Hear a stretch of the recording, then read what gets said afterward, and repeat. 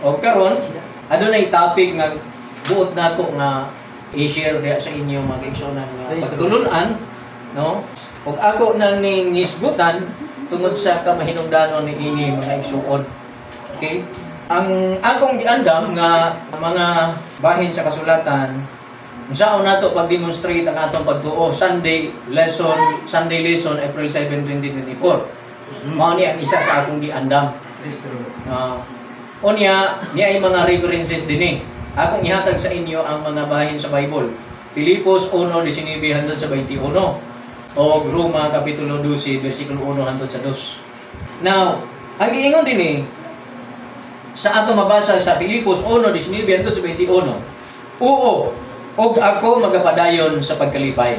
Kay ako nasayod nga pinaagi sa inyo mga pag-ampo og sa panabang sa Espiritu ni Hesukristo, kini mo sangpot ra alang sa akong kagawasan. Maingon nga maoy akong mainitong pagpaabot o paglaom, nga ako dili gayud magakaulaw. Hinunoa nga inubanan sa tuman nga kaisog og sa kanunay, ako magapasidungog kang Kristo dinhi sa akong lawas, bisan pa kon pinaagi sa kinabuhi o pinaagi sa kamatayon. So ang usa ka butang diha mga kaigsuonan, ato may isgutan si Apostol Pablo kana nagsulat ngadto sa Filipos. Nganong gisulat pa man kana niya o para lang kana kaniya? Gisulat kana niya tungod kay mensahe kana sa Dios. Pagtulunan kana sa Dios diha kaniya mga igsuon. Sumaw kana dinhi kang Apostol Pablo mga kaigsuonan, gisgutan niya sa iyang kinabuhi. Iya kanang gisulat sa taga Filipos nga mga magtotoo kay ako nagkasabot niini nga aron makakat-on ang mga magtotoo sa Filipos kung unsay gitudlo sa Ginoo kaniya ug makadesisyon sila mahitungod sa maayong desisyon sa kinabuhi. Amen. O kini nakadangat kanato karon aron mao sa gihapon makabenepisyo kita kung unsa kana ang gitudlo ni ana. Ug mato pa diha siya maingon nga maoy ako mainitong pagpaabot o paglaom nga ako dili gayud magakaulaw. Hinunoa nga inubanan sa tuman nga kaisog karon og sa kanunay ako magapasidungog kang Kristo dinhi sa akong lawas. Praise the Lord. Amen. Nagunaw-na ba kita na ana? Nakasulod na ba kita na ana? Hinaot nga makasulod kita ni ana nga level sa pagkinabuhi nga ang atong pag-una-una mao ang pagpasidungog kang Kristo dinha sa atong lawas. Ang pagpasidungog kang Kristo diha sa imong lawas, makaingon ka nga mapasidunggan ko si Kristo dinhi sa akong lawas. Praise the Lord. Unsaon ba ang kapuslanan sa imong lawas? Asa ka na gamita? Asa ka na ipagamit nga mapuslan ka na nga mapasidunggan si Kristo ni ana nga lawas? Kay kana nga lawas sa di madugay, mubalik na kana sa buh. Kung dili man pa mubalik ang Ginoo. Kay di ka na magid moabot nga ito 200 ka tuig. Ako di na magita moabot. Kalipay na magaling kaabot karon sa kagatos, lipay na kay kana dako na kay selebrasyon busa gani gatagaan sa gobyerno. 100%. Ang kwarta kay gapasilunggan kana kay tungod ka nakaabot sa kagatos. Bulahan ka pagkaabot kana. Pero ang katason sa kinabuhi naabot sa ako mga kaigsuonan kini nga pagsabot nga dili may nungdanon kay usahay magkabati ko nga murag kuhaon man tingali ako sa Ginoo. Pero gaabot sa kong nauna, dili may hinungdanon kung unsa kataas ang kinabuhi ko, ang mahinungdanon kung giunsa ko kini pagamit. Amen. Kung unsay kapuslanan ini samtang ako nabuhi. Kay kung doon na lang ako isa ka adlaw og nagamit ko kana ang mapuslanon sa pagpasidugog kang Ginoong Hesus ang akong lawas diya sa akong lawas namatay ako. Kana mapuslanon sa akong kinabuhi, dili balik atong pila ka tuig nga nangabi. Sa akong kinabuhi. Kay importante napasidunggan ko siya sa dili pa ako namatay. Praise the Lord. Mao na mga kaigsuonan, ingon siya, mapasidunggan ko si Kristo. Ako makapasidunggan kay Kristo dinhi sa akong lawas. Di siya maulaw na. Ingon siya. Ug mato pa dinhi, bisan pa kon sa unsa pagiha, bisan pa kon sa kinabuhi. Subo sa kung lugwayan pa siya mabuhi pa siya, mapasidunggan ni si Kristo. Pero kung pinaagi sa kamatayon, mapasidunggan ni si Kristo, andam siya nga mamatay. Kana siya nga level sa pagtuo nga makabot nato. Mao na kana ang peak sa atong pagtuo. Kung makabsan ka sa kinabuhi sa pagsunod kang Ginoong Hesus, bulahan ka kay gingarian ang imong mapanunod. Amen. Oh. Kasi Ginoo sana tagay ako niini Ginoo nga kasing-kasing nga dili ako maulaw, dili ako magkadlok, dili ako magkabalaka, masunod ko ikaw og mabuhat ko kini ang pagsangyaw sa maayong balita. Kay mao day kini ang tinuod nga trabaho. Nga mabuhi ako niini. Nga pasidunggan ko ikaw. sa akong lawas. Ingon pa niya, kay alang kanako ang pagkabuhi mo si Kristo ug ang pagkamatay mo ipagdaog. Muna ipungutan ako akong asawa, saan ta man pag-apply? Nga sakto kana kanato. Nga ang pagkabuhi mo si Kristo ug pagkamatay mo ipagdaog, nga isulat kana dito sa lungon kung mamatay ka na. Nga angayan ka na anak nga mo nga isulat sa imong lungon.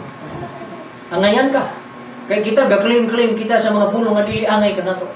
Alang kanako ang pagkabuhi mo si Kristo ang pagkamatay mo ipagdaog. Mo ba? Di ba? Pasensya na mo sa akong tulong kay mao ni ang naa sa akong sulod pero wala dili kini sa tungod sa kasuko. Wala kung suko sa inyo. Pero kana maoy espiritu nga naghatag og kalig-on sa akong sulod. Ha? Nasabtan ninyo mga igsoon, mga gapamati.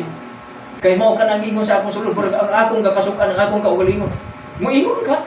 Isulat ka na dito dahil sa imong lungon kay mo mangig kana ang isulat dito kung mamatay ka na nga isulod ka pa sa lungon kasagaran mangig kana alang kanako ang pagkabuhi mo si Kristo ug ang pagkamatay mo ipagdaog angayan ba ako na anak sa akong pagkabuhi o hangtod sa akong pagkamatay ang Ginoo ang mo confirm na ikaw mismo na sa imong sulod nga napasidunggan mo si Kristo diha sa imong lawas mao nga nabuhi ka tungod kang Kristo sa imong pagkabuhi nabuhi ka tungod kang Kristo namatay ka diha sa iya.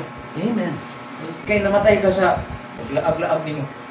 Niya i-claim din mo nga namatay ka kang Kristo. Pero kung namatay ka diya kang Ginoong Hesus, wala ka. Ang makatug-an na anak ang imong pagtuo nga nasa imong sulod. Amen. Kung giunsa mo pag kinabuhi.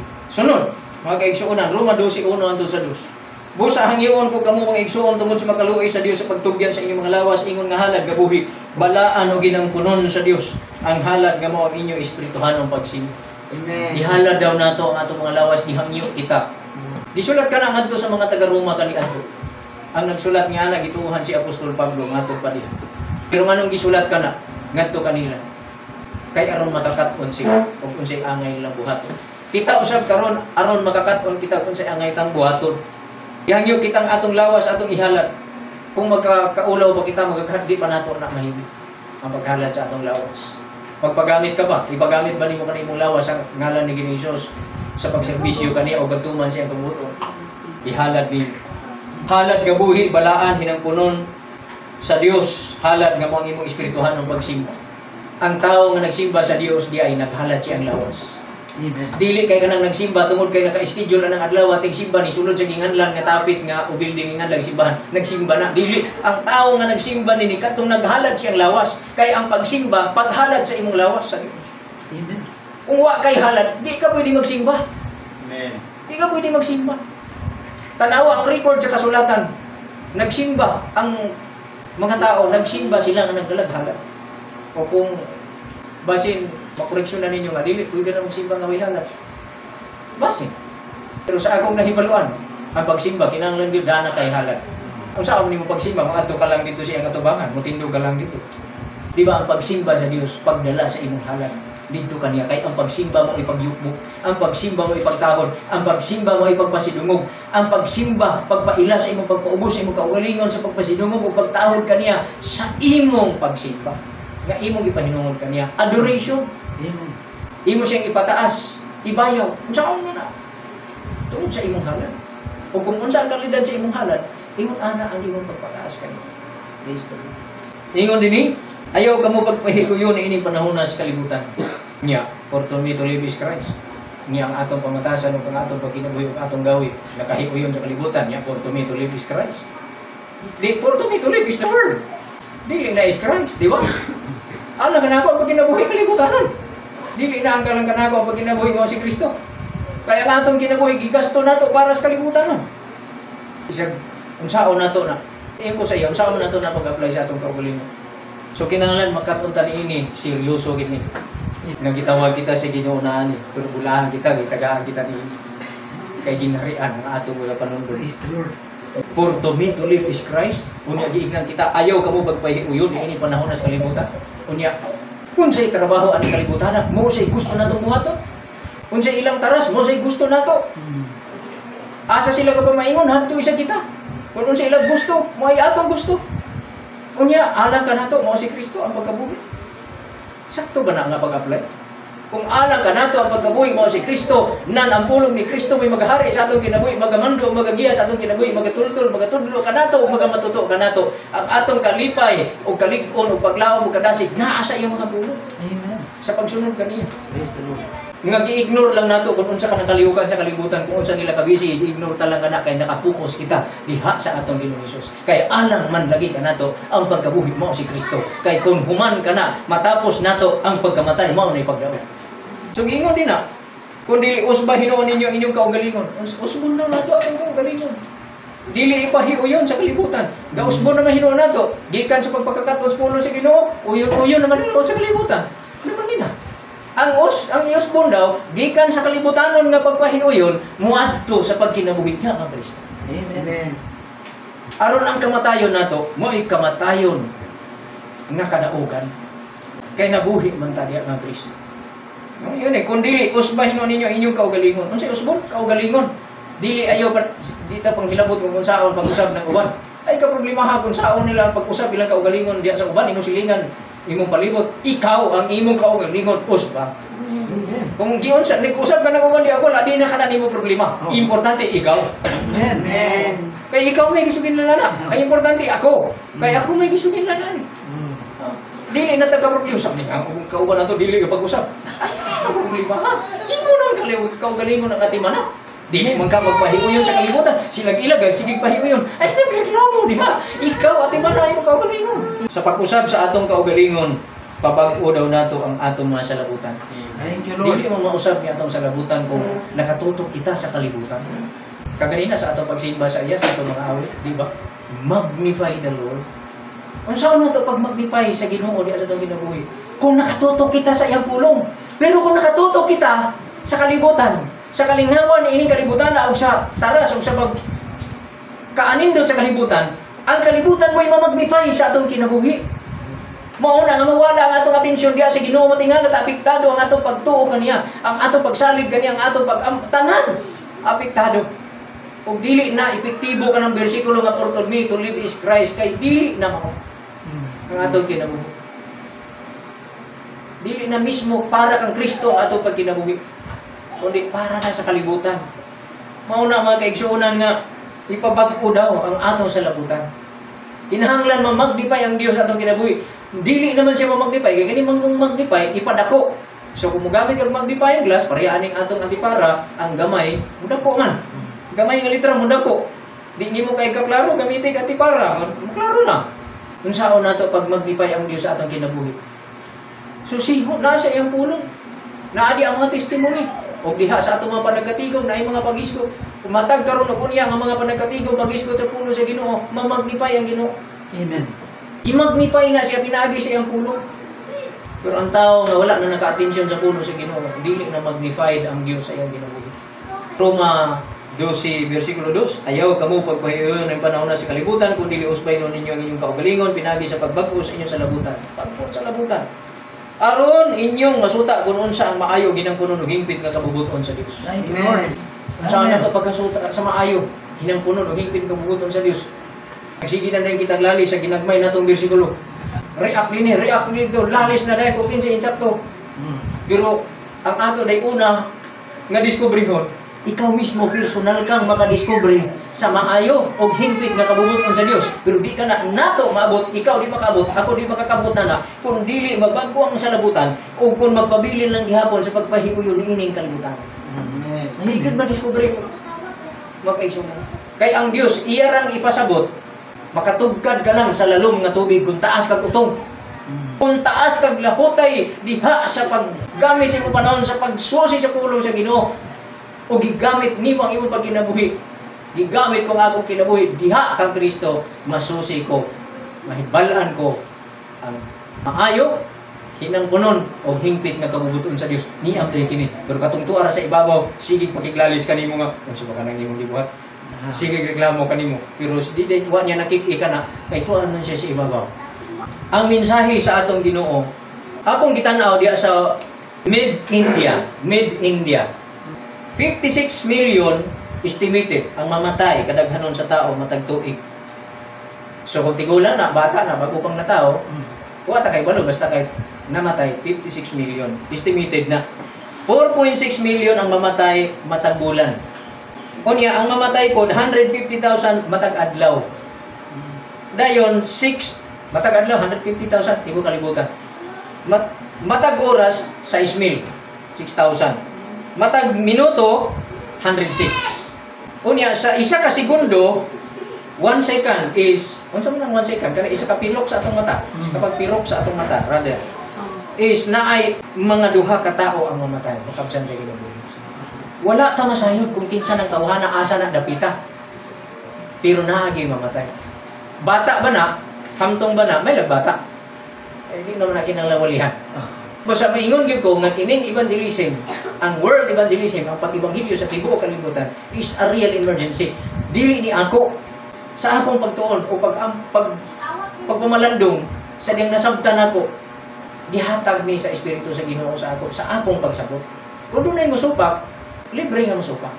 Pero ingon gyud sa akong nasabtan din na, world evangelism is an emergency. Kung emergency man ang sakyanan, ambulansya, nga musirit, di na kayo nagkargang pasyente, danon sa ospital, kay basig maluwas pa na, luwason. Emergency ni ang pagwali. Kaya ang maabot sa atong pagwali, basig di ay maluwas pa. Amen. Ingon na ka-importante ang evangelism. Dili ang evangelism para mo daghan ta, para nga masikat ta sa atong grupo, nga daghan na ta. Dili na mo'y goal, mga kaigsunan. Ang goal din na sa atong Ginoo, isangyaw ninyo may balita, kay kini mo ang gahom sa Dios sa pagluwas sa tanan mo tuo. Pero wala nato ang gahom nga patuuhon sila. Ang naa sa ato gihatag sa Ginoo, isangyaw. Dili nato ipamugos nga kinahanglan mo tuo kay sayop lagi na inyong doktrina, bibatihon ninyo. Dili na ay naglaman na imong kaugalingon ana. Isangyaw nga naman kay diha sa pag-evangelize naa ang pasidaan. Ang Dios nagpasidaan nga maghinulsol ang mga tao. Iyang di pasidaan ang mga tao nga maghinulsol na. Kay maghukom siya. Matod pa diya sa buhat 17, nakatudlo na siya adlaw nga maghukom siya. Og sa 2 Corintios 5:6 ingon sabi na nga mga tubang ang matag usa kanato aron sa paghatag husay sa hukmanan ni Kristo. Amen. Kalaing bahin sa kasulatan gisgutan din na sulat ni Apostol Pablo, muhukom siya sa mga buhi ug sa mga patay. Usa dili exempted katong patay na. Matubang paghihapon sa hukuman. Kung katong buhi pa inibalik sa Ginoo, di na kinahanglan bangatay, atubang gihapon. Gisugo ang mga tao aning kalibutan nga maghinulsol kay maghukom ang Dios. So diha sa pag-evangelize nato, dunay atong ang mensahe mo ni i-deliver nato ang mensahe sa pasidaan sa paghukom sa Dios. Niining kalibutan sa buhi ug sa mga patay, maghukom ang Dios. Ipaabot nato ang mensahe nga ang Dios gisugo niya ang mga tao nga maghinulsol ug magpaka-Dios no na kay maghukom siya sa tanang pagkadili Dios no. Manudya siya. Ug ang paagi sa Dios sa pagluwas, ang maayong balita nga mao si Kristo mapagadawaton pinagi sa pagtuo ingon nga halad pa si kulit bayad sa atong mga sala. Mga kaigsunan. Ug kana si ato ra na siyang ismot inanay diha sa Bible study nato puon. Itugot pa sa Ginoo. Pero kinahanglan mabuhat nato wala sa itong una-una nga padaghan ng membro, wala sa itong una-una nga muwali ta ng matawhana kay aron madugangan ng opering, wala ta mo una-una nga ato ng walihan matawhana kay aron makakolekta tang kwarta. Kita hinuon dapat ang manghatag mga kaigsuonan. Mao na ato. So, mao na dapat ang itubaton yan si Ginoong Hesus dinhi wa man siya moani para mangolekta. Yan man siya para manghatag. Busa kung unsay naa nato matud pa sa mga apostoles. Unsay naa namo ihatag namo nimo sa lapi ug bulawan ulay amo pero sa ngalan ni Hesus tindo ug lakaw nakatindog ang bakor nakalakaw. So karon ang evangelism buhaton nato sulod sa pamilya kay base ug wala kay ni matarong diha sa atong panimalay wa ta sabot ang mga tawo unsa ni ipasabot nato ni warning sa hukom sa kalibutan o pasidaan o pasidaan ng paghukom ang Dios sa buhi ug sa mga patay. Mabalik siya aron pag-implement ani nakatudlo na siya adlaw kay ang buhaton. O kinahanglan ng mga tao moabil sa kaluwasan nga gitanyag sa Dios sa dili pa moabot ang katapusan o di pa moabot ang kamatayon. Niyon tanga unsa ka nato nga maabot ang tanan ay na nagproblema ha buhatan lang asa ka makaabot. Ug asa ka napitaman ug unsay pwede nimo mahimo. Kadtong di nimo maabot din nato na problema ang Ginoo may mamuhat ana. Kita mobuhat sa ato lang nga kapasidad. Amen. Wag ka balaka mutuo sila og dili. Oh, hangyo ala nga, pasulti alam mi para makagawas mi ani. Para ba mahawasan mi sa mo responsibilidad, amo mo kuning trabaho nga isulti sa inyo. Kung ba pa messenger, i-deliver lang ng sulat kay kung di mo na i-deliver, ikay panilang di pa nimo i-deliver. I-deliver lang na. Di ba? Mao nang ang ubang messenger din na maingon dahil nga kuan man kanang kung di mo ni dawaton, kuan na nga basta kay wa nimo gidawat, ako gi-deliver nimo. Oh. Oh, ang uban ipa-receive gyud. Basta kay pamatuod na deliver. Mao na tanan mga igsoon ang akong pagdasig sa matag usa. Unsaon na to pagpakita sa atong pag-demonstrate sa atong pagtuo. Gikan sa atong pagkinabuhi ngadto sa pagbuhat ni ini mulaton gihatag sa Ginoo ang pag-evangelize. Kung ay ba ilakaw din nga kung kita manlakaw kita nga mamuhat kita na ani kanindot. Ang igsoon dahil diha kita makabsan sa kinabuhi. Di ba? Oh. Diha kita makabsan sa kinabuhi nga nagtrabaho kita para sa Ginoo. Oh. Ilahan ka. Kaya namatay ka diya ng Kristo. O tungod sa iyang maayong balita. Praise the Lord. Hallelujah. So, kita nga mga gibiyalan sa Ginoo, tinamay kita kani sa ato kani kung asa kita butang sa Ginoo. Isa sa akong ilantaw ron isa kini social media evangelism magbuhat diri. Pero gawas ana conventional evangelism buhaton gyapon nato. Unya kinahanglan tag print, i-print nato kani simple nga mensahe. Kani nga akong gisgutan ha, pasidaan sa paghukom, ang agda sa paghinulsol o ang tanyag sa kaluwasan. Ato ka nang isulat sa papel. Isulti dahil sa mga tao, unya binlanta sila sa papel. Ipanghatag ta ang dita na mahimo. Ibutang ta sa ilang sakyanan katong namarke nga sakyanan. Ipanghatag ta dinha sa mga pertahan sa mga tindahan. O asa ka ng mga agianan, ipanghatag ta. O magsulti kita bisan asa kung asa pwede nato masulti. Basta lang mabuhata ang pagkaminsahero sa Ginoo. Dili nato kinahanglan patuuhon sila. Trabahoon ta nga mituon naman kita. Buhaton ta atong trabaho ang pagpahibalo kanila. Amen. Ana lang. Ha? Tugod ka na sa Ginoo. Kung doon ay mga tao mamutuon lipay kita nga i-welcome sila ng uban sa ato. Pero kung dito sila dito sila ni uban sa uban, basta kay kasunod sila kang Jesus maluwas sa ilang kalagmo na kanang importante. Amen. Ang importante na luwas ikaw kaysa pagbuhat mo ini giluwas mo imong kaugalingon katong namati kanimo. Amen. God bless sa tanan. Diha ra tataman sa atong pag-isgot ini. O laom kita nga sa atong kinabuhi karon pasigunggan ta ang Ginoo dili Praise sa the Lord. manindog ka Hallelujah. mga guys. Thank you, Jesus. Thank you, Jesus. Manindog ang tanan.